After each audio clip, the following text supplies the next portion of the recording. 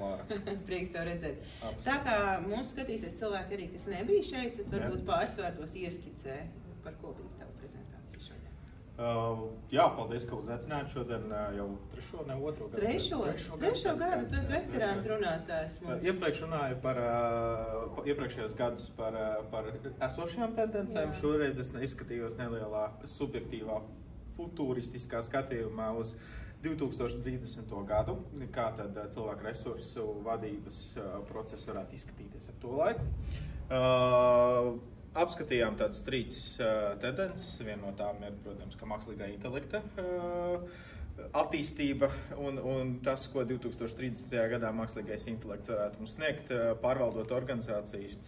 Otrs bija tātad mūsu subjektīvā ieskats arī par to, kā varētu attīstīties darbinieka pieredze tieši apmācībās un komunikācijā uzņēmumā šajos darba laikos un tehnoloģija attīstības periodā, kurā ar virtuālo un augmentēto realitāti ir iespējams daudz efektīvāk un labāk apmācīt savus darbiniekus, arī iespējams novadīt sapulces no dažādām pasaules malām un pārrunājām nedaudz par kripto. Bet šī gadījumā nevis par pašu kriptovalūtu, bet tieši par blokķēdes iespējām un drošību un to, kā to iespējams jau ir izmantot dažādu procesu dokumentācijas un personāla, jeb darbinieku datos. Nu, lūk, tā kā tas bija mans šīs dienas prezentācijas mērķis un pastāstīt, kāds ir tas mūsu ieskats. Un jā, nu kaut kā tā cerams, kad bija iespēja izprast tās tendences. Jā.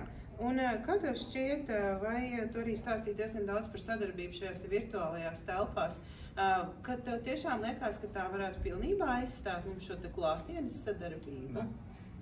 Protams, ka nē, bet tā ir realitāte. Tā ir realitāte, kādā mēs tagad dzīvojam, to, ka mums komandas ir pat ražošanā, tagad paplašinoties biznesam, to varbūt ražot Latvijā, bet reģionālajie pārstāvi varbūt Malaizijā, Taizemē, Meksikā vai kur.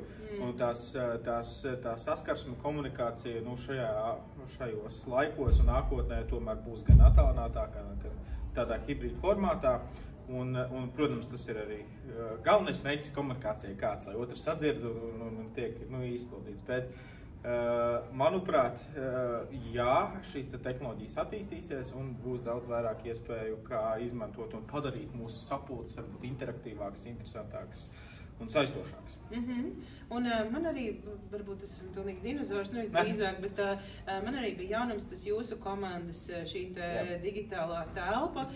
Varbūt tur padalīties pieredzē, kāds ir galvenie ieguvumi no tā, kad jums tā... Jā, tas pats virtuālais office, tikai ne 3D, bet 2D versijā. Ja varbūt kāds spēlēs Sims ļoti līdzīgi, tikai šī gadījumā mēs neesam Simi, bet mēs esam komanda, kas ir arī izklaidēta pa Eiropu, un tā būtība ir tāpat kā īstajā ofisā. Tu ienāc ofisā, tev ir savs kabinets, durvis vaļā, ciet, tevi dzird, nedzird, un tu vari pelīti, tu vari spiest. Ja tu gribi aiziet parunāties ar kolēģi Vitautu, tu aizēji uz viņas kabinetu pieklā vai parunājies.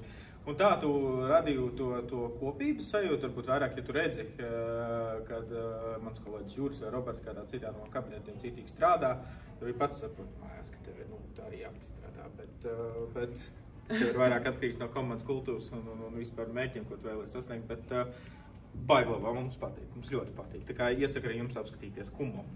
Izskatījās ļoti interesanti. Jā, tas tiešām kā tāda datorspēle, bet tajā pašā laikā ir tāda ļoti pievienota. Kaut kas mans arī reālais galds jau, kā minēja prezentācijas laikā, būtu tik tīrs un sakārtots, kā tas bija Kumo, bet nevar būt viss perfekti. Jā, un tad iedzinoties tavā prezentācijā, es sapratu to, ka galvenais ieguvums ir šis te laika ietaupījums tajā, kad attīstās mākslīgais intelekts, un resursu ietaupījums, lai nebūtu tā, ka tie 14 tabi ir atvērti, 4 uzkārušies un nezinu, no kurienes mūzikas skan. Man parasti tā ir Ziemassvētku laikā ar 2 bērniem. Bet tas ir tas laika un resursu ietaupījums pareizi, vai vēl kāds ieguvums, ko tu esi ieraudzījis pētot šo? Protams, laiks ir viens, bet, manuprāt, kas ir tikpat svarīgāk, ja pat vēl svarīgāk, tie ir datu apstrāde un analītika, ko ir iespējams ieviešot jebkādu veidu platformu savā uzņēmuma vadībā. Un tā kā tas mākslīgais intelekts ir tas, kas līdz tam 2030 vēl attīstīsies, bet tas ir jau uzreiz redzams, ievērojams tūlis, kas spēj palīdzēt ātrāk apstrādāt datus un analītika un dati ir tas, kas palīdz tev strateģiski vadīt, vienalga vai tā ir komanda, departaments vai organizācija. Tev ir jāsaprot, uz kur tu ej un kā ej, un šis te mākslīgais intelekts, protams, to visu var padarīt daudz ātrāk un personalizētāk, arī to saucamo employee experience. No tā paša kandidāta atlases puses līdz pat atlasē pašai, onboardingam un reālai sākšanai.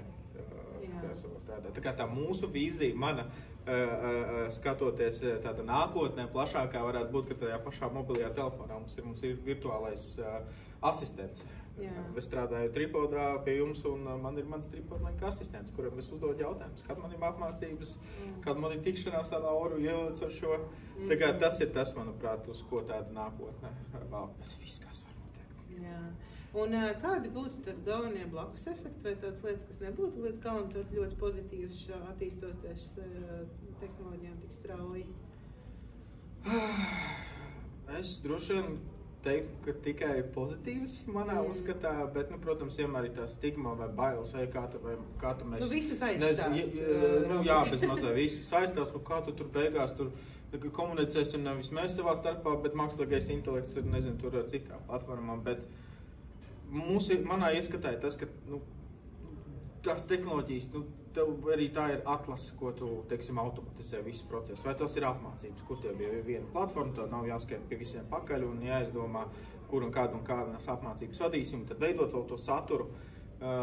Tas dod laiku tev, un ko ar to laiku var liederīgi darīt, tiešām ar tiem cilvēkiem arī runāt un strādāt, nevis visu laiku pieņemt iesniegumus, validēt, parakstīt, aiziet un tādā ziņā.